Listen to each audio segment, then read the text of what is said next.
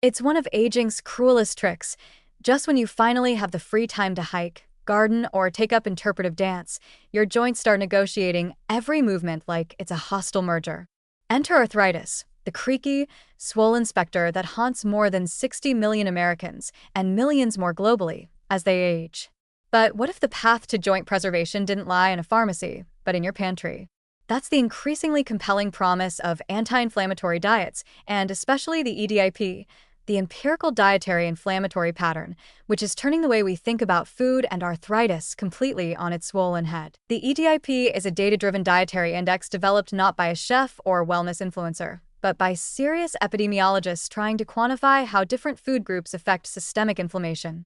Using inflammatory biomarkers like CRP, C-reactive protein, IL-6, and TNF-alpha, they scored dietary patterns on their ability to fuel or cool chronic inflammation. And spoiler alert, foods like leafy greens, tea, coffee, tomatoes, and whole fruits ended up on the peacekeeping team, while processed meats, sugary beverages, refined grains, and margarine did not. This is where things get interesting for aging joints. Chronic low-grade inflammation, the type you can't feel until your knees start filing complaints, is a major contributor to osteoarthritis progression, autoimmune joint disorders like rheumatoid arthritis, and even cartilage degradation independent of obvious injury. And that's not just theoretical.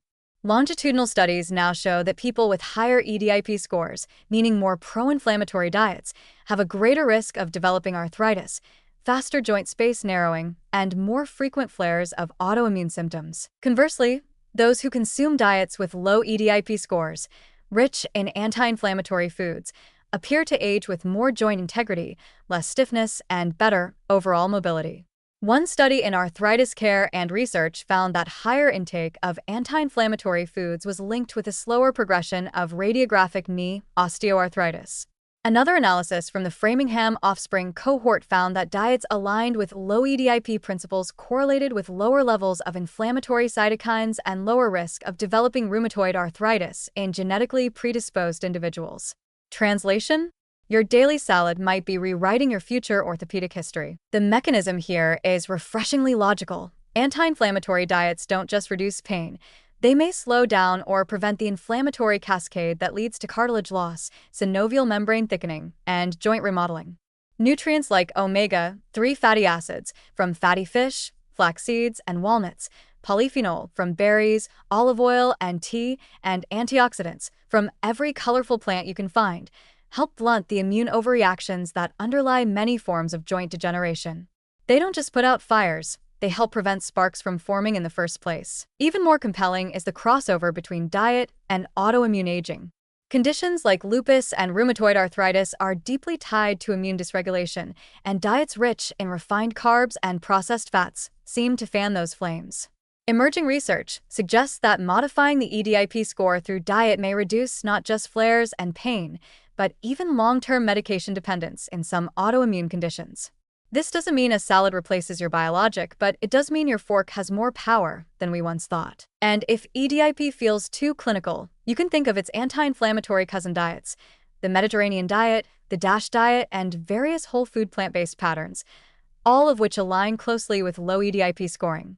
These aren't fad diets. They're deeply studied, culturally adaptable eating patterns that naturally reduce systemic inflammation while still being delicious enough to stick with.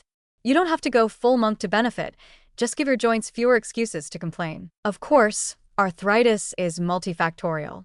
Genetics, injury history, body weight, and even gut microbiome composition all play roles.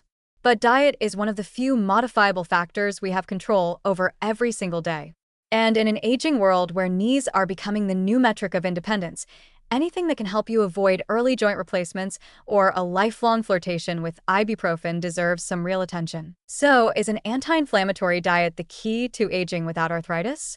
It might not be the only key, but it's certainly a master key, one that opens doors to stronger joints, lower inflammation, and a body that creaks a lot less when you try to get off the couch. Whether you're sipping green tea or spooning up lentils, the message is clear. Feed your body like you want your joints to last, because aging doesn't have to mean trading your hobbies for heating pads.